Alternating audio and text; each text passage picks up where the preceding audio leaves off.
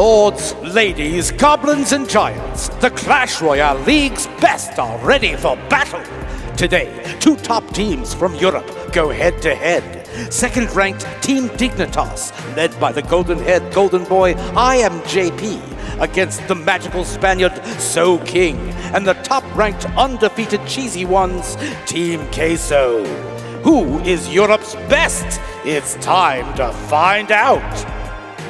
Hello, hope you're enjoying your Saturday, and what better way to do that than more action in Clash Royale League. I'm Rich Slayton, joining me is Andrew Guy for two fantastic matches in the European region, and as we get closer to that midway point, these teams are taking a very close look at where they sit in the standings. Yes, as we get towards the middle of the season, of course, the pressure is on for all the teams, but Team Queso is definitely feeling a little bit of comfortability there at the top at 5-0.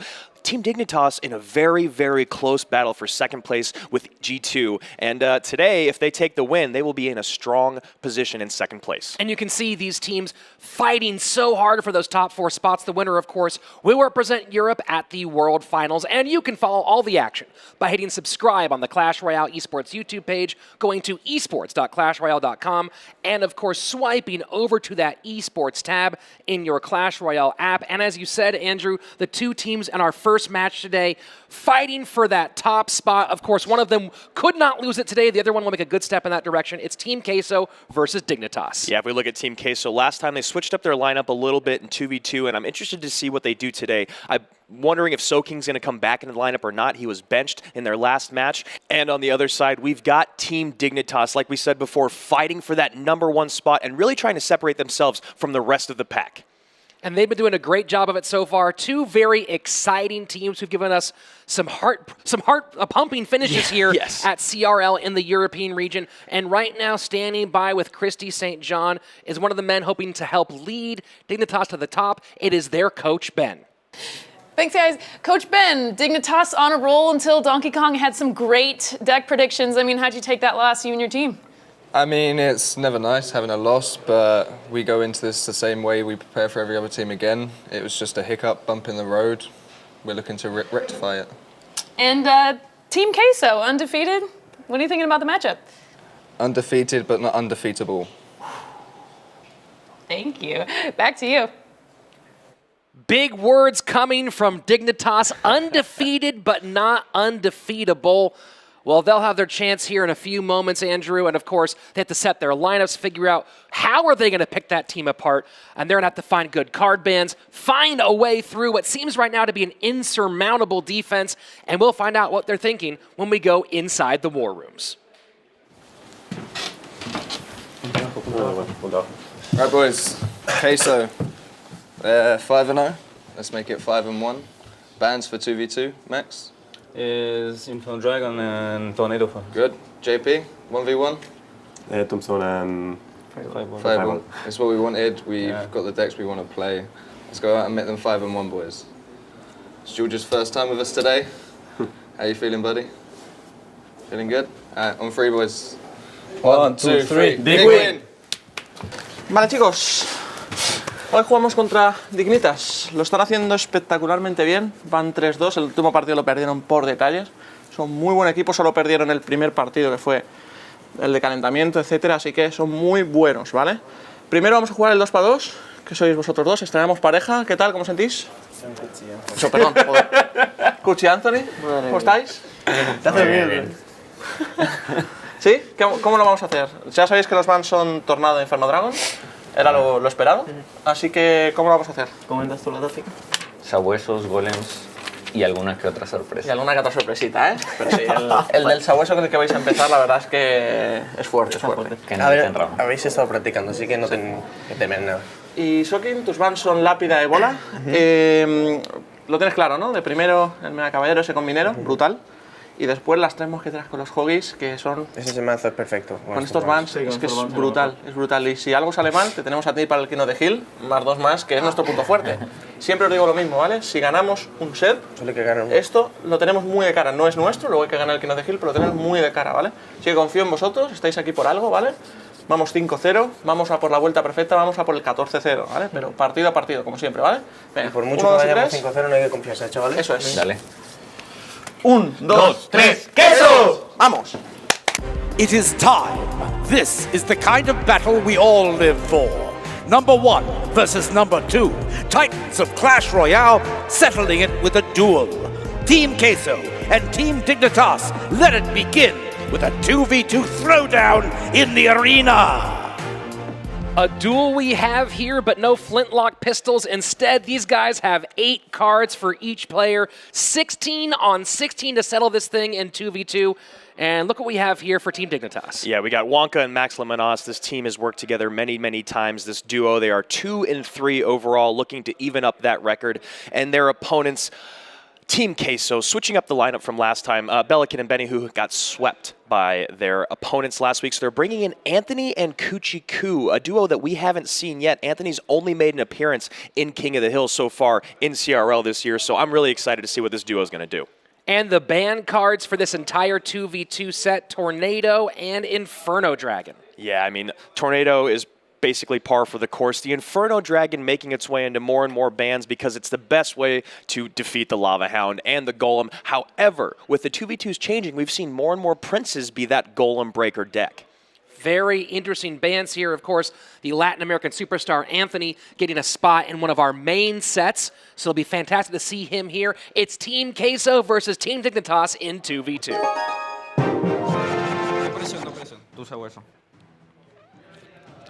Kuchiku and Anthony representing the cheese on the top of your screen. And down at the bottom, it's Max Lamanos and Wonka for Dignitas. Another golden-haired golden boy in Max Lamanos. And there we go, seeing the Lava Hound come out for Team Queso. So makes sense why they banned the Inferno Dragon. Yeah, Inferno Dragon off the board. And a very interesting deck developing here for Dignitas. Yeah, looking down at the cards they have, we see some Royal Hogs and P.E.K.K.A. Really curious to see exactly how this is all going to work together.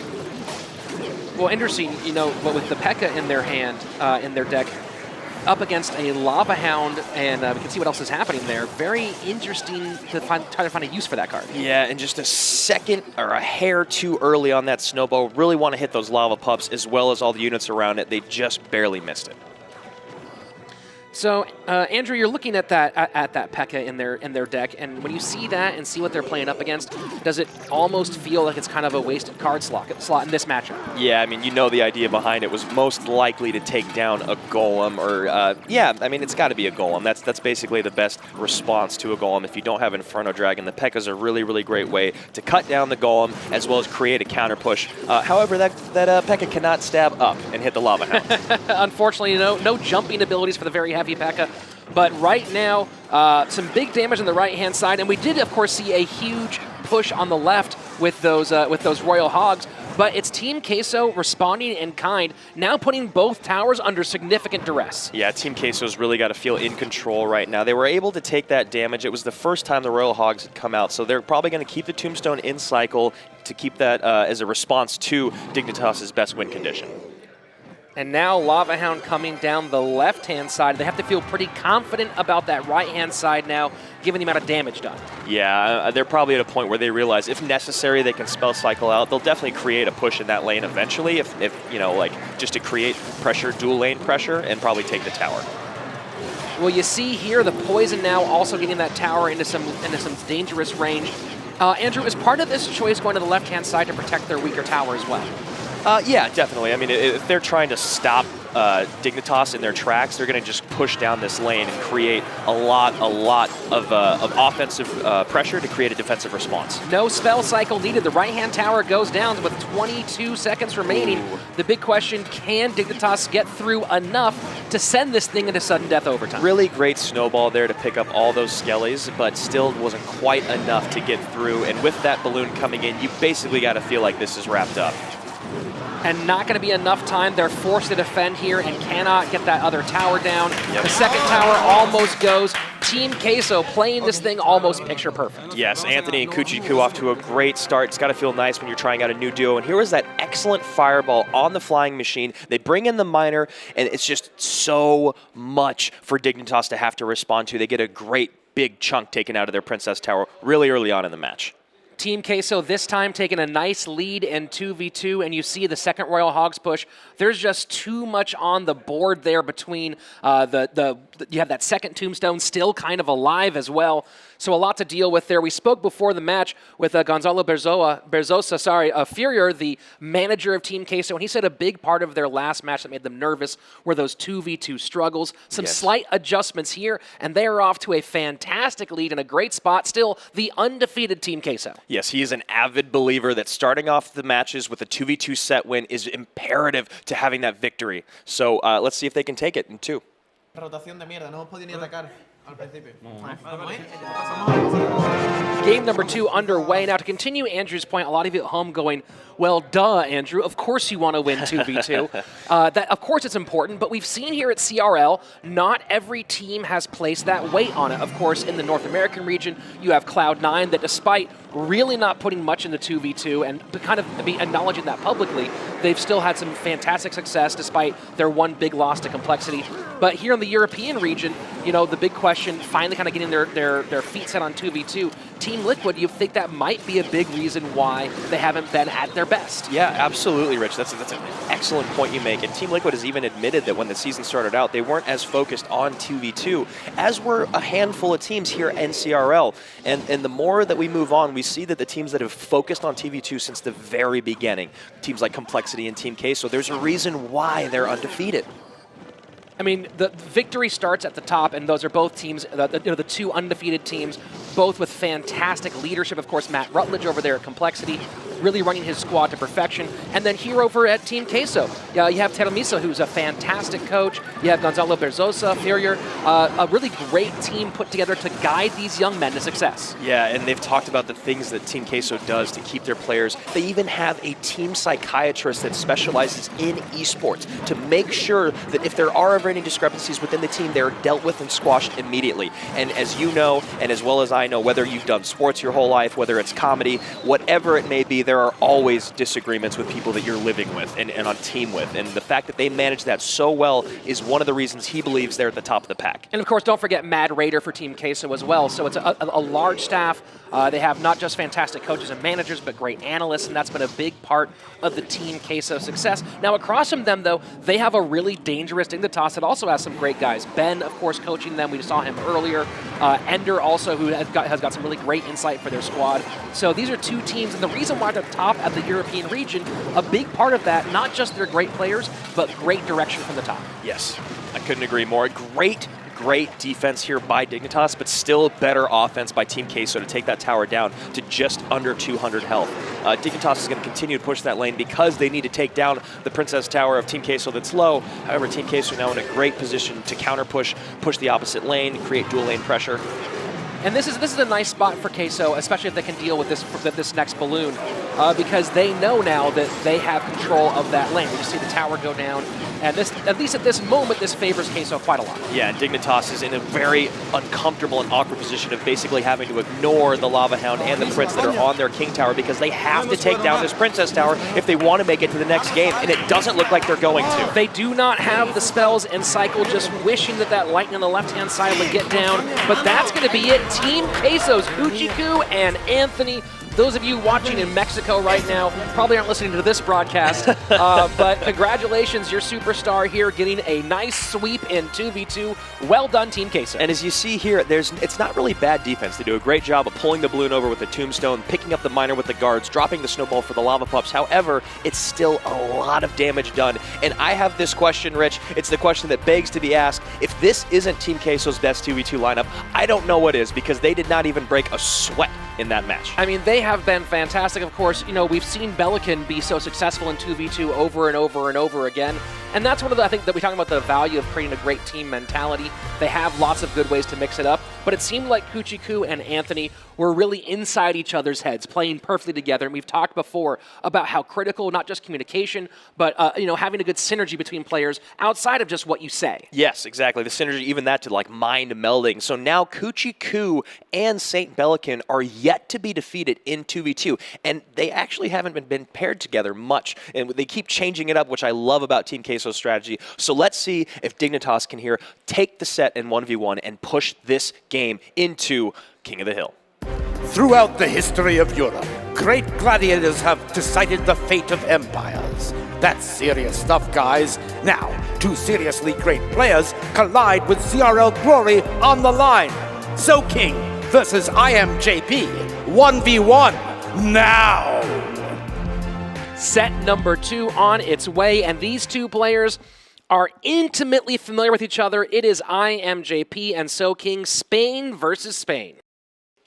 I could not be more excited, Rich. IMJP is proven to be one of the best 1v1 players in all of CRL, and he's proven that through being able to take insane amounts of damage, keep his calm, and then turn the game around. On the other side, we've got Soking, undefeated in 2v2, 1-1 in 1v1, undefeated in King of the Hill. This is going to be a barn burner. Two fantastic players going head-to-head. Our card bans here, Fireball, and very interesting, a Tombstone ban from IMJP. Yeah, we've seen that Tombstone can work its way into so many different decks, even Golem decks now. It comes in Graveyard decks, it's in Lava Loon decks. It's such a powerful card that is so versatile that taking it out of the game makes Royal Hogs more effective, all your tanking cards more effective, and it also just messes with so many meta decks. These two players have gone head-to-head so many times, being regional rivals, and of course both being top players in their own right. And they've both agreed that right now they feel that they've split 50-50. Let's see what they do here in 1v1. Team Queso, Soking at the top of your screen. IMJP for Dignitas at the bottom. And for those of you watching over in Europe, this is a fantastic, big-time matchup of Titans. So we see Soking playing that Bandit. We wonder maybe if we're going to see that Razor P.E.K.K.A deck. That P.E.K.K.A control deck has been so powerful. Well, definitely showing some signs of that early. IMJP bringing out the Valkyrie. Good to see her getting some more use here as we get the second week of the new update. Yeah, and we see Valkyrie, we see Mega Minion. We got to think Graveyard, and I'm sure that's what Soking's thinking as well. So, you know, if we are playing a Graveyard deck, and you're looking at the deck of Soking, oh, there we go, a Poison. Now, that's I was going to ask what the answers are. Yeah. There's a fantastic answer if Graveyard does come out. Yeah, and IMJP, I'm really not positive what Soking is running. I think it's that minor control deck maybe that B-Rad's been talking about.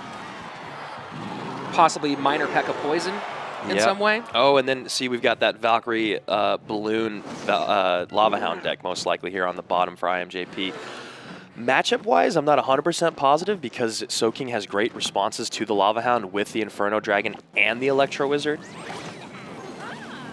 Very interesting two decks that are not entirely outside of the meta, but definitely not traditional by any sense. And the Mega Knight coming in probably thinking that he might have to deal with those pesky Royal Hogs.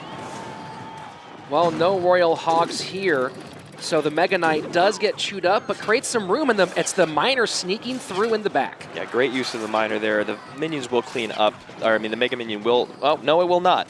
Wow, the minions get off, and now with just a minute left in double elixir time. The right-hand tower down to 998. Now, double elixir time, of course, Andrew, is great for these big beatdown decks, but with that tower down so low, and what you see defensively for Soking, do you feel like Team Queso is in the driver's seat? Yeah, absolutely. IMJP even threw up the crying face. He knows that Soking has all the answers to his offensive, offensive pressures, and then also he's got the Miner that can just come in every single time and chip away at his tower. And that's really, really difficult. There's no real way to piece it up. Oh, wait, will the balloon get one drop? Almost through. The minions do pick it up. Very, very close, but we could get a beautiful pickup with the Inferno Dragon to stop the lock. And though we might get a couple of ticks here, though. This gets very interesting now. Yeah, I mean, IMJP, as we know, is never out of the game, really keeping up the pressure, and Soking has to stop this right now with only 10 seconds left. Not quite getting the pickup on the Miner with the Valkyrie in the back is IMJP, but still putting pressure on Soking. So really this is kind of a dance now. He has to play a good enough defense to pick up those Miners as they sneak through. Where's the Electro Wizard? Where's the Electro Wizard? Oh my goodness. So close. Oh my God. And again, we've talked before so many times about how that balloon can sneak through so frustratingly. But now, again, IMJP has to make these pickups properly here. And he has to keep that miner off his tower. Yes, and you know that Soking is thinking, I have got to do everything I can to stop that balloon and somehow still create pressure on this tower. And he's going to keep sending in the miner, but the miner is going to take a little while to do it. Whereas one balloon bomb and it's game. But that was wow, brilliant. There it is. That was unbelievably brilliant play by Soking. He had the bandit in front. And when the Valkyrie, the answer, picks that up, he slides the miner in the back as far away from the Valkyrie as possible. That was some next-level play by the man from San Fernando, Spain. Yeah, and we see that very first breakthrough here. You think that maybe IMJP is going to be able to stop it. With the great poison coming in, he's doing a lot of damage on that. And here we go, getting that end. We didn't quite see the development of that play where it was the bandit, the Valkyrie being used to pick up the bandit. But that, again, and this was the hard part, that he put himself in a tough position, IMJP, having to defend and pick up that miner every single time. Did a great job of it, but he gave Soking enough information to make choices. Yeah, and that's miner play 101, is if you've got a ground troop coming in the front or you want to send in troops in the front, send your miner to the back. It makes their unit have to pick between the two, and usually it goes to the miner so your troops up front can do more damage. In this case, it didn't. It went to the other card, so the miner was left protected, and that was it for IMJP. Dignitas with their backs to the wall, one game away from the sweep. Will Soking close this thing out, or can IMJP do it one more time?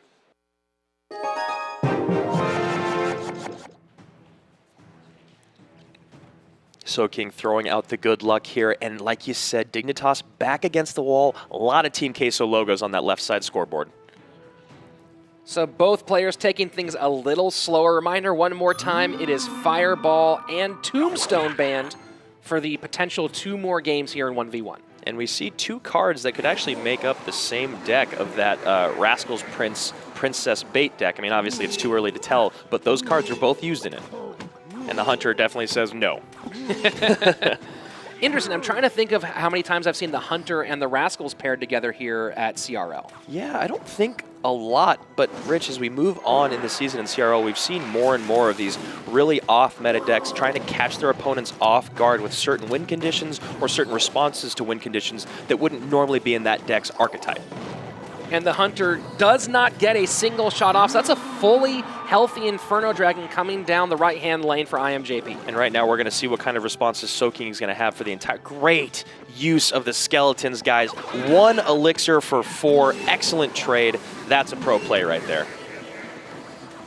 Although that Poison doing a great job picking up a lot of that. So right now, beautiful decent defense for Soking, but also good responses at the river for IMJP. Yeah, you can feel it. These guys are both in the zone. Looking at them, they are just locked in. They know IMJP knows that he has to take these next 2 games. Again, they've played together across from each other so many times, and it does make things very interesting. Of course, IMJP says that, you know, with the meta shifting, it does make it harder to play the same person. You don't necessarily have a lock on them. And again, he's the one who believes that they are pretty much even 50-50 in their overall experience. On the cross from that, Queso saying that they think that the fact that they have such a fantastic analyst team, that they prepare for the team, not the player, gives them an advantage across the board, including in this 1v1 matchup. Yeah, absolutely, because if you game for a player-specific strategy and they change up their strategy, all of a sudden you're kind of caught with no preparation, whereas if you prep for a team and the type of archetypes that they run and the type of decks that the team prefers, it's a much better situation. As you can see, it's been paying off for Team Queso. Hogs versus Hogs up top from Soking, this become very classic Royal Hog 3 Musketeers deck. And the Poison now, as you're going to see, IMJP will continue to use that on whatever side the 2 Musketeers go down. Yeah, and Soking may have a slight matchup advantage here just based off of having a little bit more firepower. And right now those Hogs are getting to the tower, and the Hunter's in the back taking out that Rascal Boy. That's a lot of damage. So while he might have some of the better matchup here, being down to 562, definitely gives Soking more options here as we move into sudden death overtime. Yeah, at 562, you can't imagine he's going to do anything other than play very, very strong, cautious defense and try to spell cycle him out. Great use of the Royal Ghoster. You want to drop him behind the Rascal Boy every time to get both of those girls in one swing.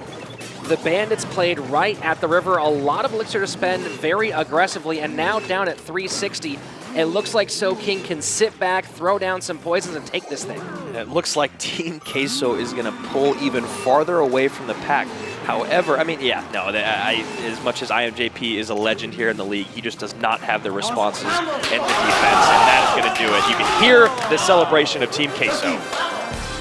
Very interesting, Andrew. I want to ask you about that bandit there. Do you think that bandit was a misclick, or was that him kind of not the bandit? Sorry, the Rascals. Oh, they're at the very end playing the Rascals in the bottom left corner. Now we're seeing here. Let's go. We'll come to that in a moment. But seeing here, it's that perfect kite you were talking about, getting that Inferno Dragon out of the way. Yeah, and those small plays creating a 3 elixir advantage is really huge in the long run. As you can see, he basically came with the same downhill push over and over. It was Royal Hog supported by either a bandit or maybe a Royal Ghost behind it or a Hunter, and IMJP just did not have the answers 2 games in a row for Soking. And Rich, get back to your question about the Rascals. I don't know. I was looking at them the same thing. It might have just been like one of those kind of like, I'm done. I'm just going to play a card. That was my question, too. Yeah, good job. You win. So as you guys can see here, Team Queso takes it. They sweep Dignitas, a huge victory in the EU, and it puts them at 6-0.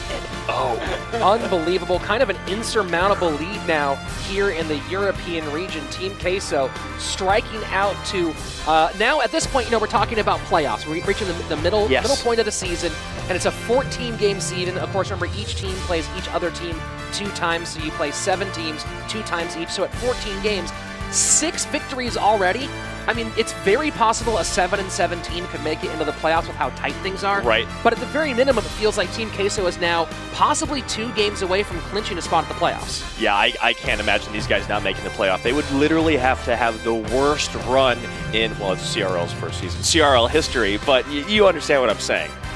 Well, again, at 6-0, Team Queso now has to be riding high, feeling great. The confidence, the momentum is in their pocket. And a big part of that, of course, is the guy who just showed off some fantastic, almost picture-perfect play in 1v1. Christy St. John is standing by with Soking. Thanks, guys. Soking, at the beginning of this match, Coach Ben said undefeated but not undefeatable, but not today. I mean, Queso swept this entire game in 2v2 and 1v1. I mean, is this the perfect lineup? I really like how we played the match. We train a lot for this, and I'm really happy with my partners. The performance is really nice, and I'm pretty happy. And you've played IMJP a lot before, but the difference this time is you have Queso and this team of analysts and everyone behind you. How's your team helped you through this? They helped me a lot with not only in the game, personality too. And GP is a really strong player. It was so intense. He almost got me in the first match, but I'm really happy that I could have won the 2 matches. In control the entire time. It's what we've come to expect from Team Queso.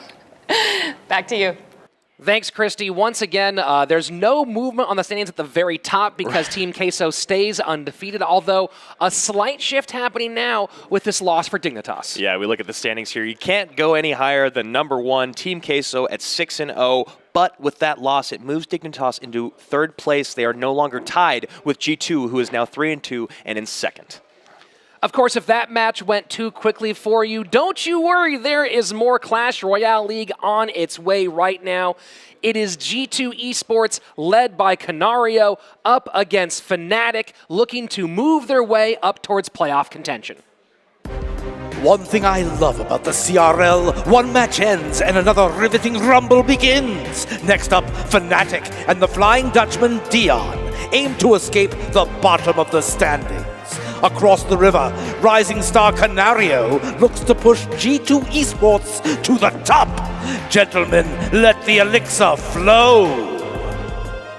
Our second match today features 2 teams that really have their fates in their hand. G2, the opportunity to take sole control of that 2nd place spot, whereas Fnatic has an opening to move up with some recent losses from big name squads. Yeah, we look at G2 coming off of a win over Misfits, who finally claimed their first victory over Team Liquid. And their opponents, Fnatic, is coming off of a loss to SK Gaming, looking to bounce back here and move up in the standings and also kind of start to separate themselves from the rest of the pack. Fnatic with a fantastic roster of young upstart players looking to finally get their footing. Of course, G2 Esports still without Faye, who even Canario says might be their top player, despite the fact that he is playing absolutely lights out so far. Yeah, the fact that Faye is supposed to be their 1v1 and King of the Hill specialist when Canario has yet to lose a set in 1v1 begs the question, is Faye actually better? Well, there's no doubt that he's good, but right now it's been the Canario show for G2, and he is standing by with Christy St. John. Thanks, guys. Canario, so I was talking to Fnatic before the match, and they say they look to counter their opponent with player-specific bans. So what are you looking to counter your opponent with? How are you studying them? Fnatic le han dicho antes que van a intentar hacer bans contrando a los jugadores, o sea, que a ti y a tus compañeros. ¿Qué vamos a hacer nosotros en este caso? Pues nosotros vamos a seguir jugando lo que sabemos porque somos muy buenos con eso, creo yo. Y bueno, cuando venga Faye también no nos van a poder banear lo que quieren, ¿eh? So in this case, we're gonna just play the same thing we've been doing until now. We're very good with it, and for the next match when Faye is gonna be here, they won't be able, nobody's gonna be able to ban anything. All right. Well, thanks so much for talking to me. Back to you guys. G2 sticking with their plan for the moment. Of course, it's been working very well for them. Across from them, though, a team in Fnatic trying to figure out how to go up against a team that has been surging so heavily, and a big part of that are the choices they're going to make right now inside the war rooms. All right, guys. Today we're playing against G2. For the first set, the bans are Fireball and Lava Hound. We ban Fireball, they ban Hound. We're sending in Asuchini and Dion to take on Fairchew and Shure. Nice. For the second set, we're throwing out Lemon Tea. It's his debut. He's going to be playing Canario. They've banned Fireball, and we've banned Miner.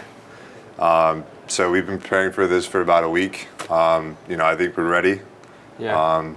So let's just give them all we got. Sure. Hoy la estrategia es bastante simple, chavales. Van Chabocho de nuevo, repetimos. ¿Cuál será el plan, Ferchu? Golem. Y si por lo que sea algo va mal, Doble golem. me parece delicatessen. Canario, por tu lado hemos baneado bola de fuego. ¿Cuál sería tu plan? Golem. Y si por lo que sea algo se tuerce, Golem ariete. golem. ¿Qué puede salir mal? Nada, ¿no? Sí, tú también, golem. Golem y más golem. Pues ya está. Golem Army. G2 to golem. Both teams have had their time to confer, to plot, to strategize. And as you can tell, I've had time to read my new synonym book. But enough about me. Let's get to the arena. G2 and Fnatic, send your 2v2 combatants into battle. Just be happy, folks, that no one bought the King a rhyming dictionary. Synonyms good enough, though, to set this thing off. For 2v2, it's Dion and Asuchini up against Sheer and Fairchew. Yeah, Dion moving from 1v1 back into 2v2. He was one of those players that seemed like his win condition had been exposed, so maybe he can come back into 2v2, regroup, and take the win here for Fnatic. On the other side, we've got Sheer and Fairchew doing a great job last week, taking that match. However, you don't really expect to see a different 2v2 lineup while Canario's been performing so well in 1v1, and they're without Faye. And he's been doing very, very well, of course. And our card bans here, Fireball being banned by Fnatic, and a Lava Hound ban from G2. Yeah, very, very common bans for 2v2 here.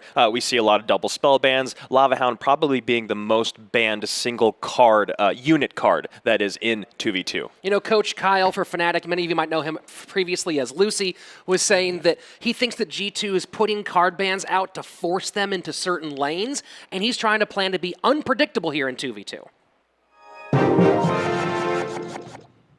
As we start this thing off, G2's Fairchew and Sheer at the top of your screen, Fnatic's Dion and Asuchini at the bottom. Andrew, as I was saying, G2, the Fnatic thinking G2's trying to force them in certain directions with their card bans, and taking Lava Hound off the board. Do you think that means, hey, we expect you to play gold? I definitely do, because if you look at the cards here in Fnatic's hand, they are literally built around beating a golem, and whereas G2 decided to just play the golem despite the bans. So we'll see what Dion and Asuchini have in store. You know, this is a team that's taking themselves very, very seriously, even if other teams haven't looked at them with the same level of trepidation as they might look at for example, a Team Liquid or a Queso. Yeah, and as we've seen as this season has developed, preconceived notions about teams. You know, we talked about Team Queso earlier today, and their manager/coach was talking about how Team Queso Rip was a meme going around before the season started, and now they're 6-0. Well, of course, that team did lose a lot of big players. Many of those ended up, of course, on the self-run Team Liquid. But right here, you know, you have a team in Fnatic that chose to go a slightly different route. Of course, one of the big players they meant to have here wasn't able to get over, at least not yet. So they've been going with Dion and Asuchini and Lemon Tea. And they decided to go, hey, look, we see guys who've stood out at the Combine. And that's important, not just because they played well there, because they played well in front of cameras, in front of a crowd. And they felt that that would give them some more confidence going into a stage like CRL. Yeah, when the stakes are high, it's really important to be able to perform at the level that you can when there are no stakes at hand. So Fnatic's still really trying to find their stride, hit it, if you will, here at CRL, but they're not doing too bad, and right now they're actually tied up and actually taking the damage lead over G2. We are entering into double elixir time here very quickly, and Andrew, we're seeing the Golem deck, of course, from Sheer and Fairchew. But, you know, with the Inferno Dragon and the P.E.K.K.A. in the hand of Fnatic, do you feel like they have a good answer to this as we go further down the game? Absolutely. They got Inferno Dragon, they got P.E.K.K.A., they've got Lumberjack, and of course the Tombstones. It's really a deck that you gotta imagine was built to beat the Golem, the double Golem. The Rocket gets the Executioner off the board. You might feel a little bit sad they didn't also pick up some damage on that Golem there as well. Yes. Yeah, but if you have to pick and choose, of course you're always going to go with the Executioner. Ideally, hitting all of them is the way to go. So we do have a double Prince here, of course, not Prince Dark Prince, but two Princes, because we have two players throwing him down as we are getting closer to our sudden death overtime. It is Fnatic in a good position to change things, but here in kind of an elixir deficit as there's a Golem push coming down the lane. Yeah, and that healthy Dark Album right behind it is going to eat through that Inferno Dragon, but the Inferno Dragon did do enough work to really help Fnatic out here. But look at what's coming down the pipe. Not only do you have those Golemites tanking, but now you have a Prince and guards, and behind that, a Dark Goblin really not getting taken care of right now. And they're doing such a good job, G2 is, of defending that Dark Goblin, which could be the change in the entire game here. Not being, that is it. That is it. Wow. What an incredible job defending their highest DPS troop. That one Dark Goblin ate through so many different troops. It was really the game changer in this first set. And you can see the look on the faces of Sheer and Fairchew. They know that they got through there by the skin of their teeth. Let's look at that first big push, and they get past with the poison, taking the guards and the Tombstone down and get a nice chunk of damage out here to open up the game. Now here's the thing with that new Golem Prince deck is that and your opponent is going to use so much elixir defending against the Golem, and then you send in two Princes, which is what happens right here, and also happened right before this replay, and it eats through your opponent's P.E.K.K.A., which is the best response to your Golem. That and the Inferno Dragon, while that Dark Goblin, that one little Dark Goblin with a half a tick of health, just doing work. And we've seen how critical that is, Andrew, both with things like the Princess, Dark Goblin, Magic Archer. The longer they stay on the board, the more dangerous they become in a lot of ways. Right, and that's like pretty common knowledge, of course, but it's really about how you keep them alive. Units don't just stay alive forever based off of luck. It's about defending them, and they did an incredible job defending that Dark Goblin. Fnatic, did they show their hand here in this first game? Do they have something different set up for game number 2?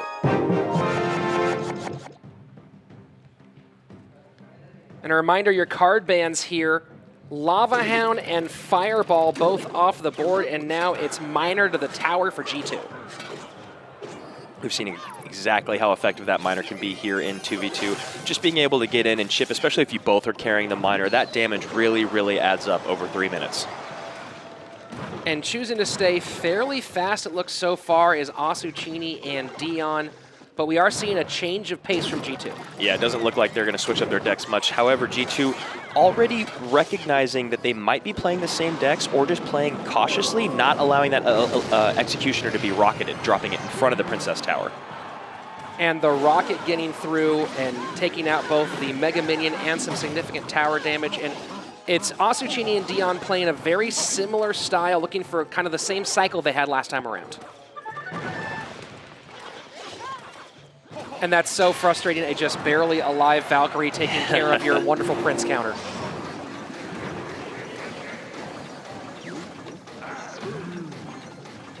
Both of these decks appear to be kind of a tank buster deck, and then their win conditions being the Royal Hogs and the Miners. So many frustrating cards for that P.E.K.K.A here on the board coming down from G2. Yeah, the P.E.K.K.A is really great in 2v2 if your opponent's running a Golem. However, if he's not, it's so easily distractible, especially with Tombstone being so powerful here in the meta. P.E.K.K.A's almost become useless in matches without that Golem to kind of drop it on. Not just Tombstone, but also with 16 cards, there's almost always a cheap, fast answer to distract that P.E.K.K.A, who has a very short attention span. Yes, whether it's the Tornado, even if you drop a defensive miner just to kite it over for a second, the Ice Spirit, there's just so much to keep her at bay. And a nicely played Magic Archer picking up the Executioner in the back, taken out by the Prince, but definitely did his job there in the early seconds. So now that we're about 12 seconds into double elixir time, down at 11:58, we know that both these teams carrying some big spell, but so far it's been Fairtrue and Sheer who seem to have made better use of them. Yeah, great job of those two gentlemen in placing the Tombstone over in a different spot, avoiding that poison and picking up those Royal Hogs. Now, okay, here we go. A little bit of rage down to kind of get those Royal Hogs on the tower, but they're not going to get a whole lot done. But will the Magic Archer clean up here enough? It will not. And now things looking very dire. We're getting close to rocket range. Just a couple of more ticks here with that poison. Poisons. You see again the miner making such an impact, really the difference maker in this match. It's crazy to see how many different types of win conditions you can have here in 2v2. Honestly, as long as you can defend what they're setting down the lane and you can get miners down over and over and over, you can win the match. Miner poison them out. Not close this time around. That first one, razor thin there near the end. A lot of change, a lot of lead changes back and forth. This one, though, it was really G2's Sheer and Fairtrue in control the entire time. And this was the end. You know you have your defense has been stalwart.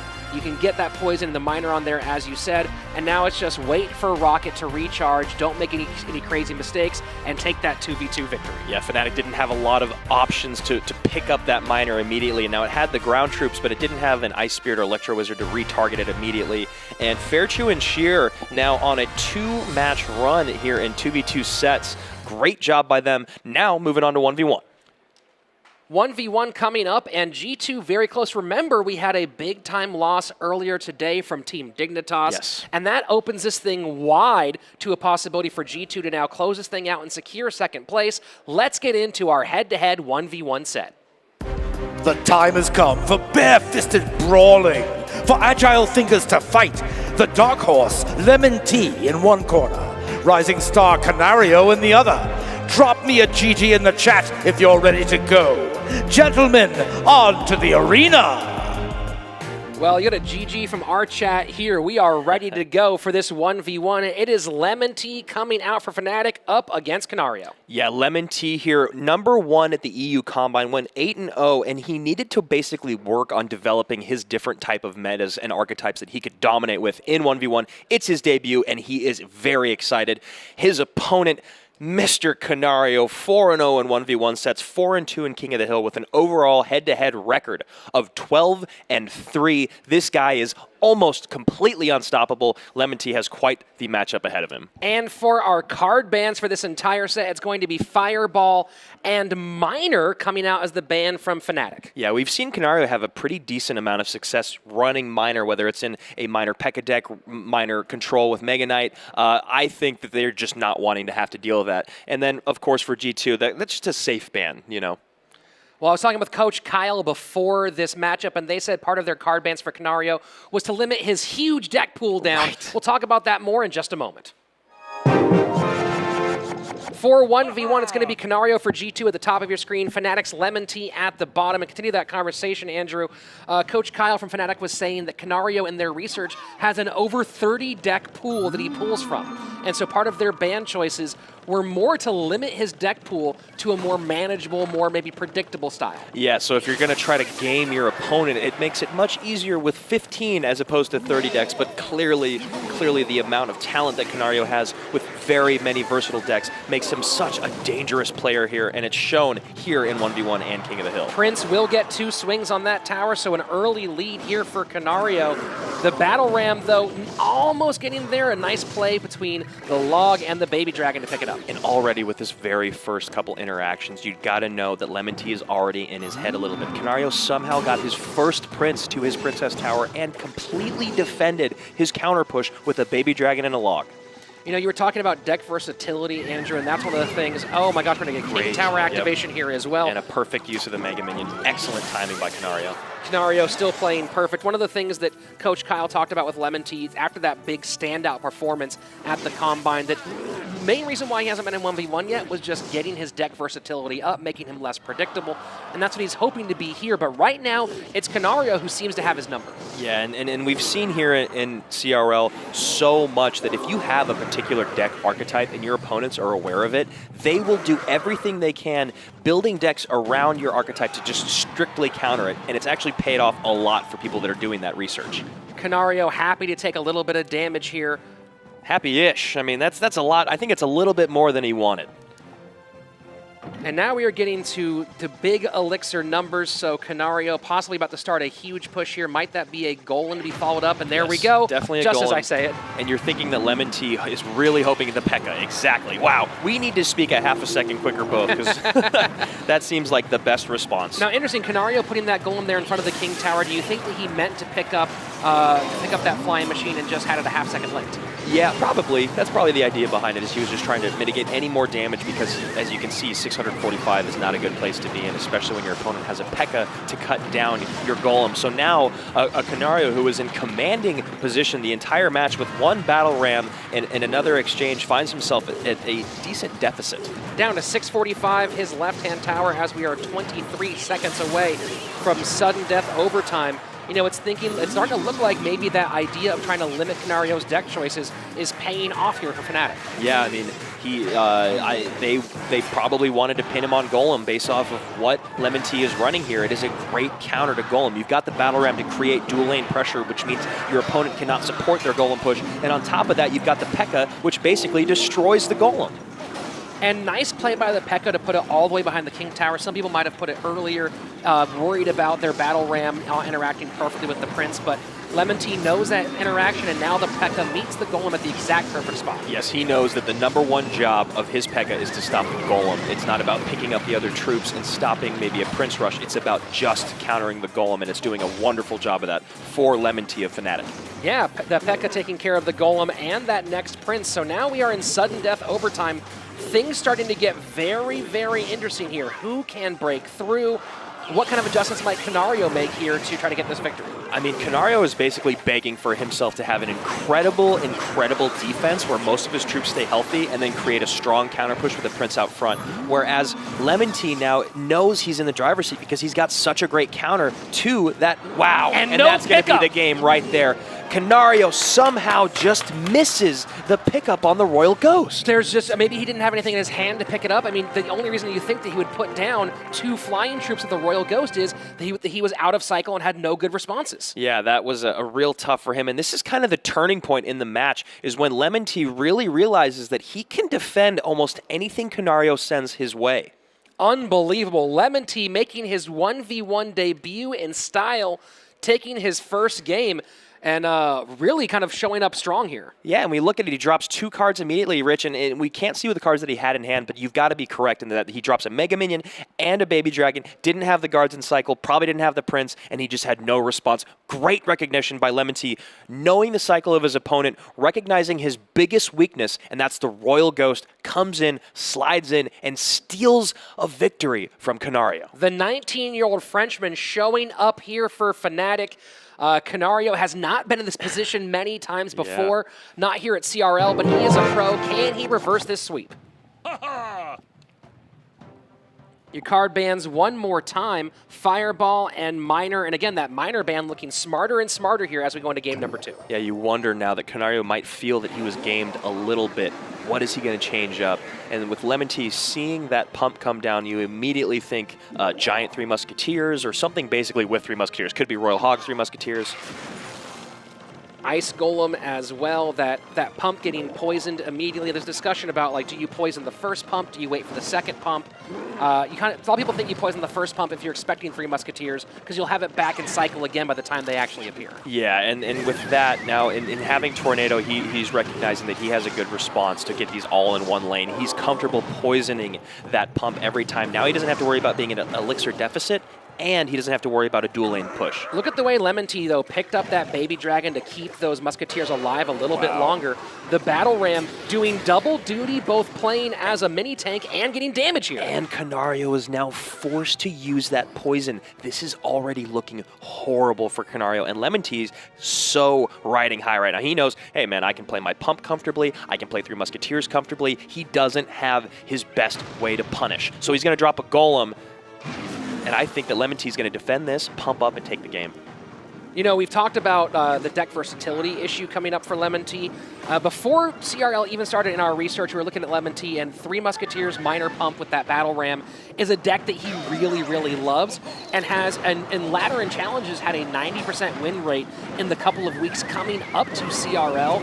So he kind of mixes it up first game, second game goes with what he feels. Yeah, excellent heads-up play by both of these guys. Lemon Tea recognizing that Poison's out of cycle, so he can drop all 3 Musketeers to mitigate most of the damage. However, Canario using that Tornado and Log to kill the Musketeers has now turned the game around again. Wow, unbelievable, and just recognizing how much Lemon Tea was in trouble when it came to his elixir count at that moment. Canario showing why he has been one of the best, but now opposite lane will probably take this tower down fairly easily. Yes, there we go. Yes, and Canario's allocating the Mega Minion to stop the 3 count, knowing that he really wants to support his Golem push. And now Lemon Tea, who was in a great position in the beginning, catching Canario out of cycle, has now got his back against the ropes. And that Prince is going to be so hard for him to deal with, because not a lot of really great answers to get behind that Golem and stop that Prince. Yeah, and that half a second late drop on the Ice Golem, allowing the Baby Dragon to get on top of the Musketeers, coupled with the poison, that is going to be a game. And the 3 crown coming on the left-hand side, unbelievable. Canario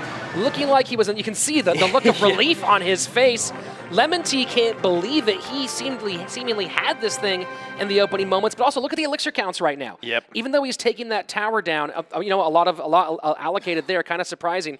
You know, it seemed like he had this thing in hand, and Canario just kind of outplaying him here in the second stage of the game. Yeah, Canario did a great job of honestly recognizing that the poison was a slight overcommit defensively, but it was the only way for him to keep his tower alive, which allowed him to create this push, which really turned the whole weight of the game. It shifted the momentum from what seemed like Lemon Tea basically having a gimme to Canario taking that with emphatic dominance. So Lemon Tea showing up in the first game, second game, just being inches away from sending this thing to King of the Hill. Canario still on that fantastic. Now he is 13-4 overall in head-to-head games. Can he make it 14-4 right now? All right, hopping in here to our very last game of 1v1. Lemon Tea performing very well at CRL, but that's the Combine. This is much different when you're on the live stage against a man who is yet to be beaten in 1v1. You know, Lemon Tea, though, his head-to-head record still right now 2-1, so he's played pretty well. He's played pretty smart. Just a couple little hiccups there in game number 2. And the question is, does he now go back to being more unpredictable here in game number 3? Yeah, I mean, starting off with the Royal Hogs, it really demands a response. We see the guards and the log coming down, so, you know, maybe we think Lava Loon. Mega Minion coming out as well, and Lemon Tea now with the Royal Ghost. Yeah, maybe another 3 Musketeers deck coming from Lemon Tea. Very possible, and there is the Prince once again. Canario really enjoying the use of that card so far here in this 1v1 set. Very nice pickup, though, with the Skeletons and keeping a fully healthy Magic Archer behind the Royal Hogs coming down the lane. This could be a good amount of damage. The Magic Archer not getting tower, but definitely to keep that Baby Dragon from being too impactful on his own territory. Yeah, Canario recognizing he needs to offset the Baby Dragon from the tower to protect it from that Magic Archer. So now as we reach the midway point of regulation time, it is Lemon Tea out to a sizable lead on both lanes, but we have been here before, Andrew. Yes, we have. You and I love to commit to what seems like, and honestly probably what the whole entire room is thinking of the winner's going to be, but these pros can really do anything in those final moments, and we've seen Canario and Lemon Tea both take advantage of each other's opponents' mistakes. Lemon Tea going opposite lane with the Magic Archer gets eaten alive by that poison, and also that's the tower they had in more danger as well. Yeah, and a quick log cycle, another Golem coming down. You see that with the Prince thinking probably that it was going to be that new Golem beatdown deck.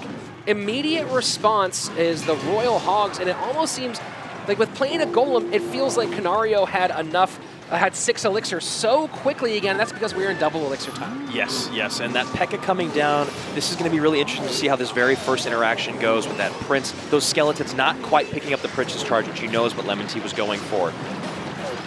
So the P.E.K.K.A picking up most of that, the Magic Archer cleaning up some of the action on the back end. And again, that's the issue in double elixir time. Part of why the Golem is so much more valuable is it's not as easy to push the opposite lane and take advantage of that elixir deficit. Yes, and this is where the Royal Hogs deck really takes control over the game. Being able to dual push both lanes, making your opponent allocate so much elixir to defense makes it almost impossible to go up. However, Canario somehow has such incredible elixir management that he's still able to keep those golems up, but you know another Royal Hog push is about to come down the lane. We are in sudden death overtime, and there's a ton riding on the next potential 3 minutes.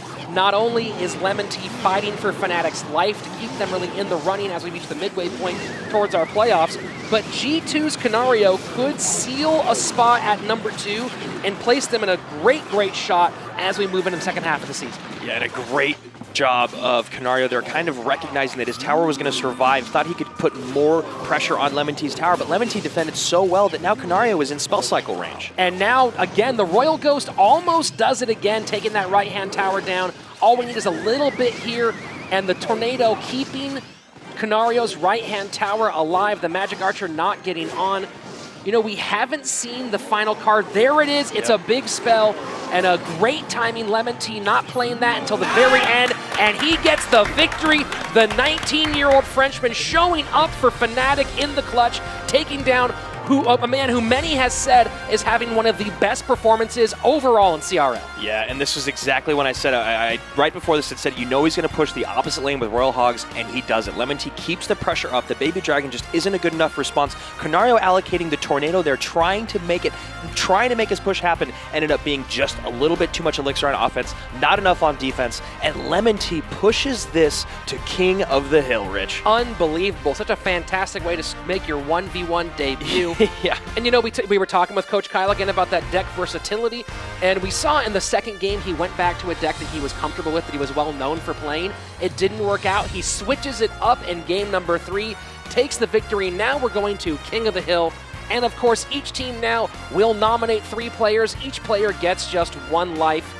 The first team to eliminate all 3 players from the other side takes the set and the match victory and takes 1 step closer to those World Finals. And of course, have to find out their new lineups, new card bans. Can Coach Kyle make that call one more time, or will G2 sew this thing up and secure second place? Let's hear inside the war rooms. All right, guys, so we made it to King of the Hill. I'm going to throw out our lineup up here. So first, we have Asutrini. Second, Dion. Third, Lemon Tea. Bans are Miner from us and Fireball from G2. All right. Vale. Ya aquí en The Hill. Hemos baneado bola de fuego de nuevo, ya han baneado de nuevo minero. Tenemos el mismo 1 contra 1. Canario, eres el que sabe preparado más este tipo de estrategia, así que vas a empezar tú. Vienes con confianza absoluta, así que nosotros tenemos más confianza aún así en ti.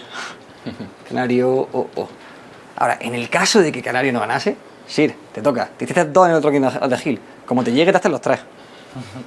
Nada de 2 otra vez, que luego se nos lía. Nada. Y ya, bueno, si estos 2, yo qué sé, se parean y se caen, Ferchu, eres The Clutcher, ¿vale? Eres el que va a cerrar. En caso necesario, pero no es necesario. Así que, tranquilos. Canario, olvidando ya el 1 contra 1, vamos para adelante. Vamos. Fnatic and G2 have battled with equal force, matching Fireball with Fireball and Golem for Golem. For Fnatic, a win now could change everything. Will G2 allow it? Let's conclude this epic story with King of the Hill. The lineups are set, the bans are made, and coming out first for G2 is Canario. Yeah, Canario coming out first against Asuchini, and you got to wonder if Canario in that war room was just thinking, I need to get back out there, I got to redeem myself. And on the other side, we look at Lemon Tea, who has now earned himself this closing position after that dominant 1v1 performance. Will he even be needed? Who knows? And of course, we have a brand new set of card bans for King of the Hill. Fireball banned by G2, pretty standard. And looks like Fnatic going with the same idea with that miner. It appears that Fnatic has found Canario's kryptonite, and that was the game plan, was to eliminate the miner and make it so that Canario had to pick a certain type of archetype to stick with. And you saw that Lemon Tea and Fnatic had gamed for that, and they were so ready for him. G2 shooting to get that second place spot secure. And then, of course, Fnatic trying to work their way up with that opening right here in King of the Hill. G2's Canario, top of your screen, Fnatic's Asuchini at the bottom. And to clarify just a little bit more the stumble that I had there, look at the records right now. Dignitas now at 3-3, SK at 3-3, Allegiance at 3-3, Team Liquid at 2-3. Fnatic with a win here would move to 3-4 and be very much in the mix with these top teams. Yes, absolutely. This is a really big day for them, and a great job by Canario picking up that Goblin Barrel.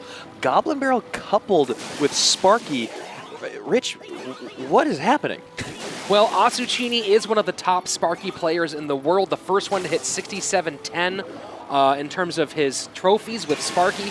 So, you know, if there's anyone I'm not going to question on proper Sparky usage, it's this guy. Yeah, and Asuchini, knowing that Giant Sparky is one of his favorite combinations, Canario here has a P.E.K.K.A. that could be a really brutal response to Asuchini if he does have that Giant in hand. That pump staying really healthy, and a second one goes down in the other corner here for Canario. This is not a good feeling for Asuchini, really not even having an elixir advantage. Now with 2 pumps on the field, this is going to be an uphill battle for the next 3 minutes. So Asuchini now staying still for a moment, trying to figure out his plan. It's the Skeleton Army. We have not seen a lot of that card here in CRL, and it hasn't been fantastically successful here either. And another pump comes down for Canario. You know he's going to respond with the Ice Spirit and the Goblin Gang again like he did before, and this just seems like a really bad place for Asuchini to be in. And now also we're seeing the arrows not popular in challenge play, of course very popular on ladder with the minion horde being so big. But not a lot of appearances here. So now we're seeing 2 cards in the Skeleton Army and the Arrows, and actually 3 in the Minion Horde that you don't see a ton of in competitive play. Yeah, they all have a bait aspect to them in the sense that they all are cleaned up by spells pretty cleanly.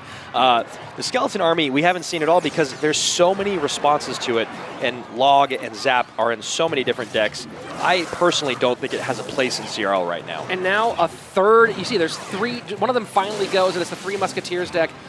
3 pumps down at once for Canario, really feeling confident here on his side. Yeah, and there's that Giant. You know that Canario has the elixir to drop a P.E.K.K.A. in front of it and a Battle Ram in the opposite lane, and that is why he is really in a commanding lead. However, Asuchini doing a really good job of splitting things up on the right-hand lane, getting that Giant to the tower, and keeping those minions healthy. I'm actually shocked. But look at this left-hand tower going down, so the big question is now, can he drop the right in these final 20 seconds? And he does, so we are going to probably see a sudden death overtime, but with Asuchini's right-hand tower down to 555 and a big commitment on the left, he better make some good choices here. Yeah, Canario there just misplayed his defense a little bit, making his P.E.K.K.A. so susceptible to those that minion horde. Really probably the reason that Asuchini is still in the game. So question here now is, what does Asuchini do to distract that P.E.K.K.A. or at least keep him from taking that Sparky down? The minion horde will do some work, but it is a big swing. And remember, they were in with the tower down, that Goblin Gang could land and that right Giant on is top. tanking. He's going to try to do the 3 Musketeers in the pocket. Is it going to work? Is it going to work? And it does! Wow. Unbelievable. Such a close. Again, Asuchini showing us that while there was a little off meta, some cards that weren't traditional, nearly stealing this thing from Canario. And we see this very first Goblin Barrel pickup, or actually, excuse me, that's the second pump pickup by the Goblin Gang and the Ice Spirit. And then right here we see Asuchini nearly turns this entire match around. Canario doing a great job recognizing, gotta kill the Sparky, but wow, do those Goblins do damage. And a move that us amateurs love is that 3 Musketeers in the pocket, but it does work on the pro level, and you saw it right there. Canario catching Asuchini off guard. You know, you got to wonder if Asuchini should have been expecting 3 Musketeers in the pocket just a half step late with that Skeleton Army. If that Skeleton Army met them on time, we might be having a very different conversation right Absolutely, Rich, absolutely. And it could have been one of those things where it's such a move that is so easily counterable, and you've all of a sudden wasted 9 Elixir that maybe Asuchini wasn't expecting Canario to overcommit like that. Game number 2 up next for Fnatic is Dion. Dion back in a head-to-head matchup. His overall head-to-head win rate only at 4 and 6 right now. Some of the rumblings around here at CRL have been that Dion's win condition is the graveyard and that people have figured out a way around it. However, starting with Royal Hogs, it looks like he got the memo and he's going to try to switch things up. So the Royal Hogs getting on there, doing some good damage to open this thing up so far. Now, I need to double check here, but I believe that this is Dion's first appearance in King of the Hill. Of course, Asuchini and Lemon Tea have both made some limited appearances. Yeah, I believe it is, absolutely. And we see the Ice Wizard, the Tombstone, and the Hogs. You never know, Dion could still have that graveyard in hand. Not impossible. Very nice work there with the Tombstone, Ice Wiz, Tornado combination, picking up a lot of danger from Canario.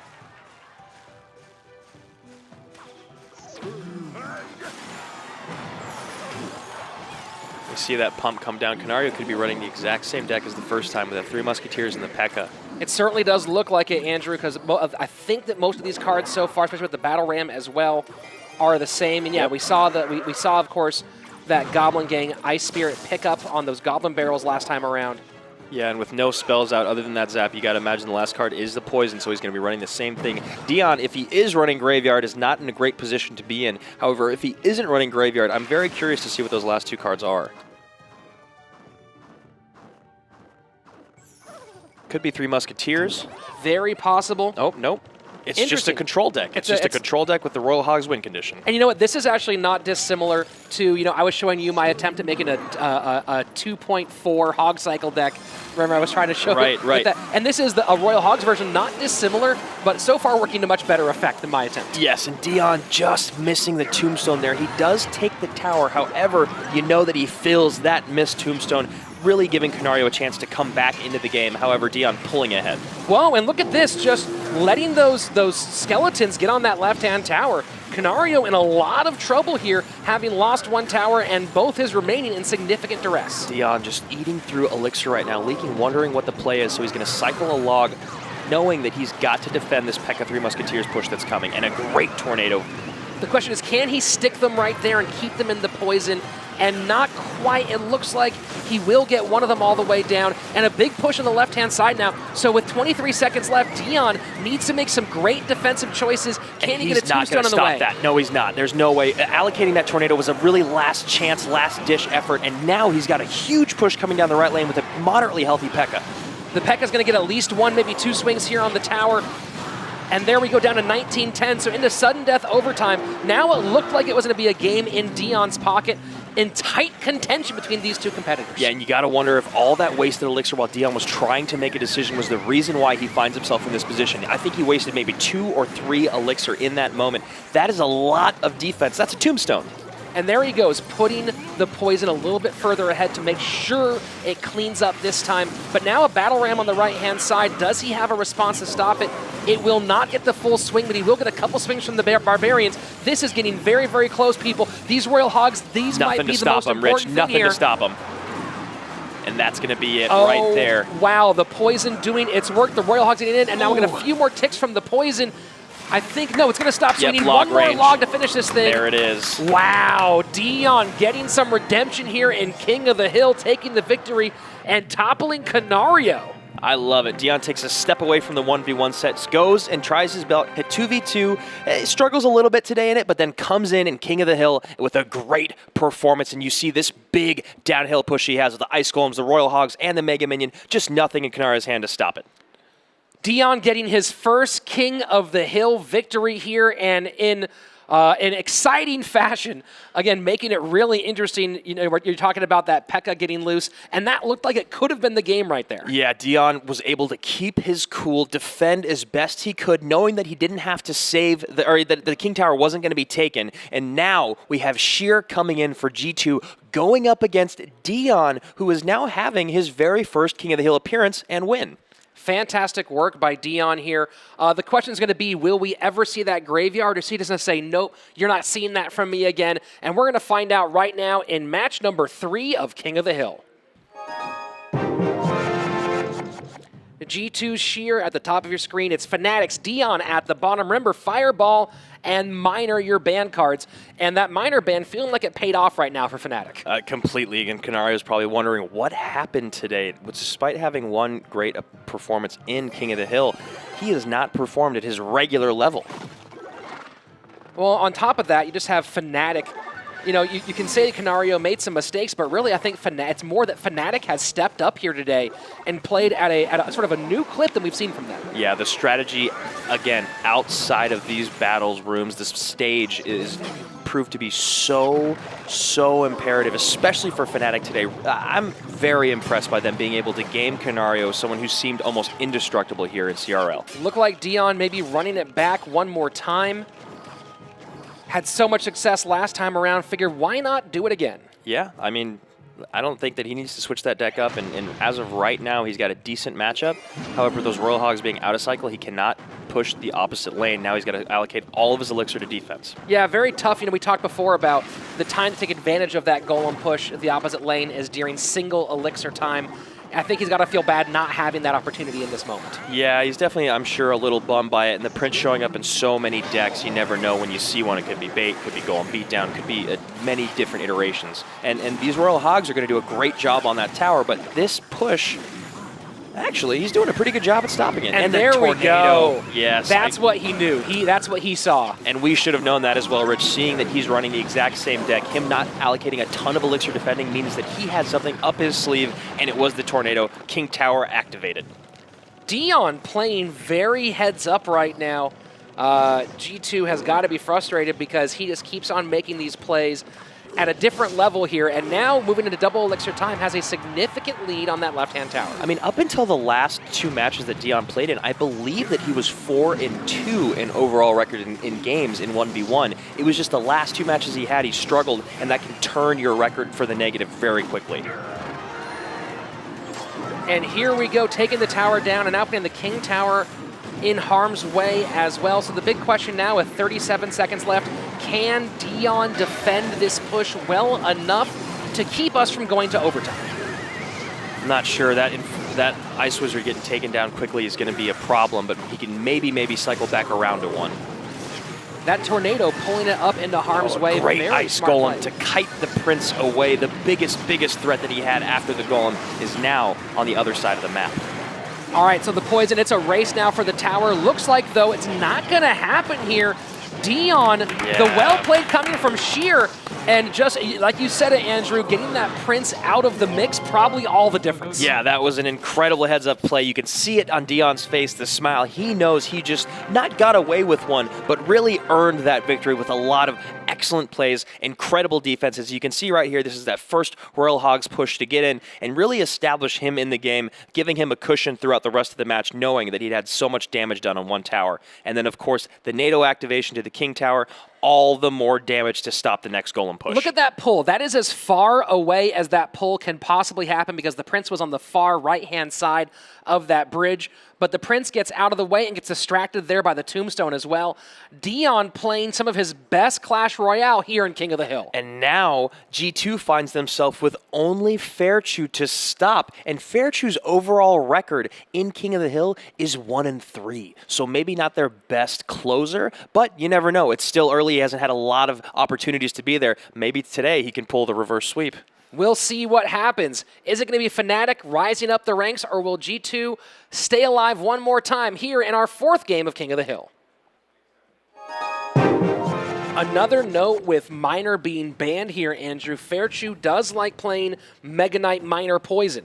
Oh, absolutely. Now, he hasn't had the greatest amount of success with it, but he does love that deck. And he has beaten Azilies in King of the Hill. Don't forget that.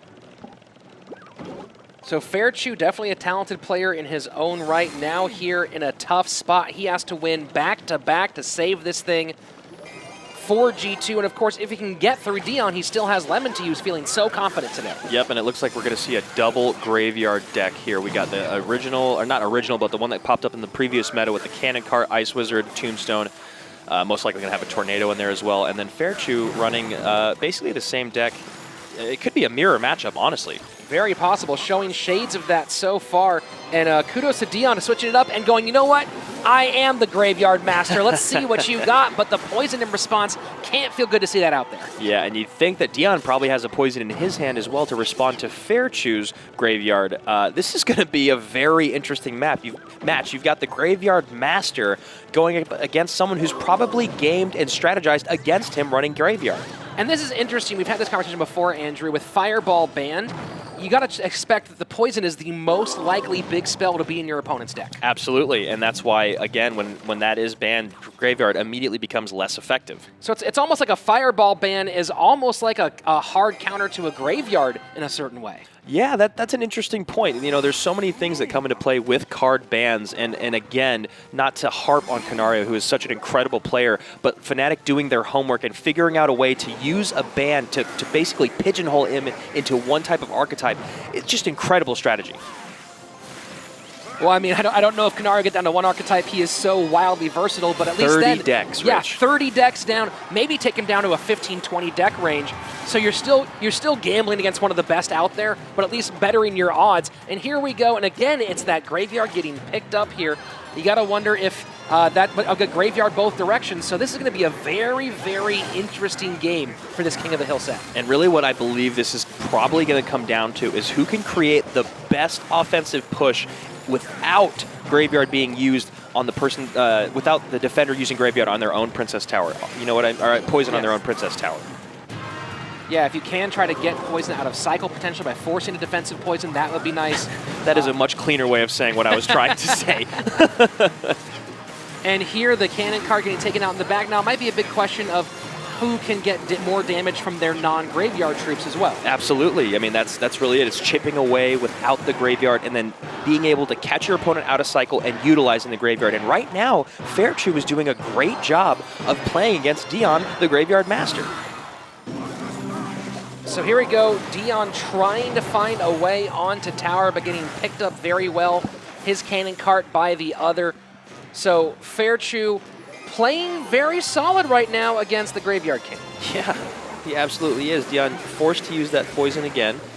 Going to clean this up very easily, but there's still a couple hits getting through with those Skellies.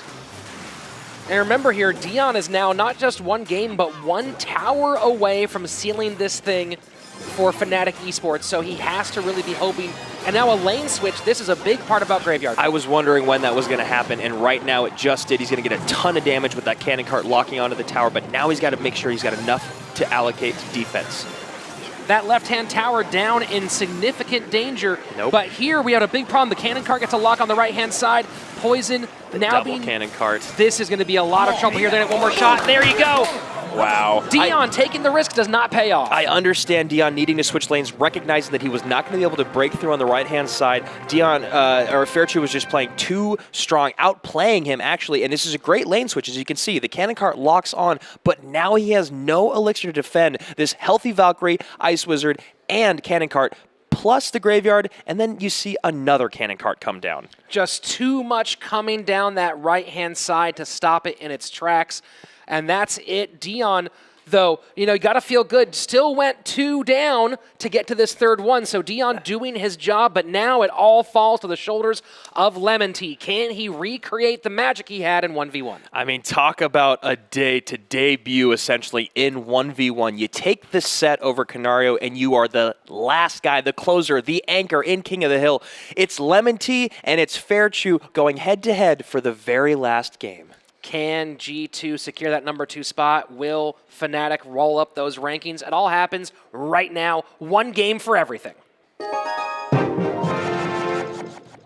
G2's Fairchew at the top of your screen, Fnatic's Lemon Tea at the bottom, the banned cards, Miner and Fireball, and this is for all of it. And this game doesn't just decide, the set doesn't decide to decide the match, but this game might be a chance where both players hold their team's future in this season in their hands. Wow. If there wasn't enough pressure before, Rich, there definitely is now. Well, they have their headphones on. Flying Machine Electro Wizard, we could be seeing some iteration of bridge spam. Very possible. We have not seen, I don't think we've seen Lemon Tea play that variation of bridge spam yet here. He's played some Miner Poison, but of course Miner's off. We saw the 3M pump and ram from him before. A Graveyard. Interesting choice here. Actually, I saw Sir Tag running a Graveyard deck that was just like this, and I've actually tried it out in a couple challenges. I actually had a lot of fun and a really good turnout with it. It's a very strong deck. But what do you think about another Graveyard deck here again with knowing that Poison is probably going to be the card? Again, just because your opponent has Poison doesn't mean you're not going to beat them with Graveyard, but you're right. It makes it so much more difficult. And they know as soon as that first Graveyard is used that they only hold their Poison to respond to your Graveyard. So an interesting battle of wills and wits as we move to the midway point of regulation time. And now it's Graveyard versus Graveyard again. So we kind of have a run back of the last game, and the question is, can Fairchew recreate what he did against Dion? But it looks like Lemon Tea may not have a poison, or he just didn't have the elixir for it. He wanted to spend it differently. Fairchew getting a good amount of damage on that tower. It's also possible he wants to support his Graveyard with poison, because we are now getting up into the 7-8 elixir range, so he could be preparing a big push of his own. Yeah, poisons are going to do a great job of cleaning up tombstones and archers, obviously, but Fairchew still has that Valkyrie, which does great against Graveyard. Valkyrie might be slower, but she still does swing in a very large arc, and while we do get down to 1897, doing a good job of cleaning up a lot of those skeletons. And we're going to see a big counter push here coming from Fairchew, supporting that. You know the Graveyard's going to come down, and Lemon Tea doing a great job stopping him right at the river. However, he's still going to break through. And the poison will clean up some of that, but a lot of damage here, definitely more than Lemon Tea wanted. Now down, one more swing of the Valkyrie too, down to under 700 hit points. Lemon Tea in a pretty tough spot here, as we are just 22 seconds away from sudden death. Yeah, forced to drop that E-Wiz right on top of a Valkyrie and a Mega Minion is never going to be good for your poor Electro Wiz. And now drawing over to the side, getting the Valkyrie away, but she is still tanking for the moment. The poison and the Graveyard. The poison now defending against the Graveyard, and there we finally see it. You gotta wonder why Lemon Tea held that back for so long. Yeah, you really do, especially because Graveyard has been the reason that he's probably going to lose this game. You'd think he'd use that poison a little earlier on, save the elixir, not used E-Wiz for defense, and use the poison. And now here comes a lane switch, hoping to put pressure there. Just too little, too late, Rich. I mean, I understand wanting to switch lanes, but as you can see right here, he's got a healthy Ice Golem and a full Graveyard coming down. And we do have some defense against it, but the poison will do it, and that is it. Look at the elation on the face of Fairchew, knowing he was in a tough spot and pulling it out, taking the final 2 players down for Fnatic and keeping his team near the top of the standings now, really securing their place here in CRL. And you see this great defense by Lemon Tea, but however, it's not enough. He just doesn't have enough. He drops the Electro Wiz down. You wonder why he didn't drop a poison in the back and more troops up front. Probably just a misplay. You never know what's going on in someone's heads when all these lights are on him, but G2 with just 3 players dominating and taking that win over Fnatic. No Faye, no problem here for G2, and when he comes back, it's going to be frightening. The team continuing their run of terror here, and now today, after the changes that have happened, the action, they are really now becoming one of the teams that you need to beat to be successful here. Yeah, I mean, Team Queso moving to the very top of the standings with the loss of their opponents today, moving them down. This is a great position for G2 to be in. They are feeling that top 4 spot as a comfortability place. Now it's just whether or not they can get to that very first position. Well, he didn't just close out King of the Hill, he also won the 2v2. Fairchu right now standing by with Christy St. John. Fairchu, you had a tough spot coming in there needing to defeat 2 of Fnatic's players to take that W. How'd you keep your calm and bring it home? Tenías una situación complicada teniendo que ganar a 2 y si perdías nos íbamos a casa. ¿Cómo mantuviste los nervios? Pues a ver, no me quedaba otra que ganar esto, así que pues con la experiencia que ya tengo en los presenciales, pues la he utilizado en esto y pues me ha salido lo que me ha salido. And there was no other way than winning this if we aim for the top. And with my experience in tournaments, I brought my nerve to come and just bring it home. And speaking of winning and aiming for the top, you not only won this match, but you guys are sitting pretty in the standings. What does that mean for you? Pues no solo que hemos ganado, sino que estamos bien en el standing. Estamos segundos en este momento. ¿Qué significa eso para nosotros? Hombre, pues mucho. Nosotros optamos a quedar top 1, así que esta victoria era muy importante, no podíamos dejarla escapar y a seguir escalando en la clasificación. It means a lot because we couldn't let Team Queso go, on the top, and it means that every match that we go, we are closer to the first place, which we want to win.